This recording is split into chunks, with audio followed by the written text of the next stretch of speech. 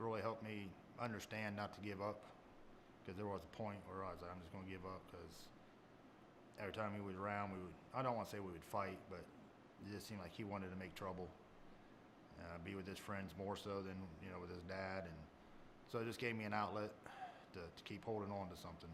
Due to some trouble that one of our kids got into, it was actually recommended through the juvenile court that we participate in. One of the programs that they offer here is like a family counseling. But I polished some of my skills. I learned a kind of different approaches.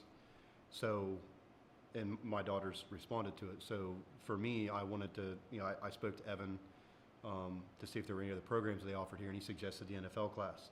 I was in the mentor program, and Burl got me with a really good fella, Don Yoder, and we're still friends. He still checks up on me. I wasn't seeing my kids, and it was really bothering me a lot. And so I was trying to find a place to live, and I wasn't used to doing things on my own, because I've been married 24 years, and she kind of took care of all that. So it was all new to me. And when he read the article, it said, they would help you find an apartment, or, so I didn't need financial help. I just needed help how to go about doing all that, because, like I said, I just never did any of that stuff. And I talked with Burl, and along the way, I found a place, an apartment to stay. But I continued in the program, went through the class, and it just helped me, because, like I said, it gave me insight to things I could do, legal resources I could take. The days, I didn't want to go out and get drunk, go to a bar, any of that kind of stuff. That wasn't going to help. It was a place to go. I knew once a week I had a class to go to. And I look forward to that, to being with other guys and just talking.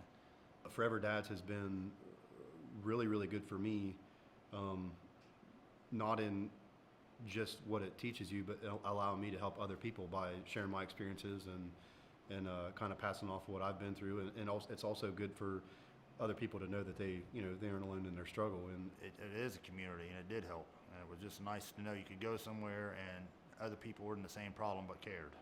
Yeah, because my youngest son, he was in some trouble, and I'm not going to lie, he had to go to a juvenile facility for quite a while. And when we went through the court system, I was at every trial, every hearing, everything that was involved, I was there. But the court system made me feel like I wasn't a good dad. And but their mom also, was telling them things, but they never heard my side. And I'm not just saying that. And then I could talk to Burl and some of the other people here, and they understood, and they knew that happens. And so it's a good place, because it just makes you know the fight's worth fighting, and then you're not the only person that's just seeing it, because sometimes that's hard. You leave the courts and you think, oh, maybe it is just I'm not a good dad, but that's not the truth. So again, I can't say enough to know that Burl and them was here I could leave court and say, Burl, this is what's going on, and he said, well, come down and talk. Well, it's just something I shared with him. A lot of us as dads, like, naturally we are the provider, the protector, but people think of that in like just simple money or providing a home or, physical, protection.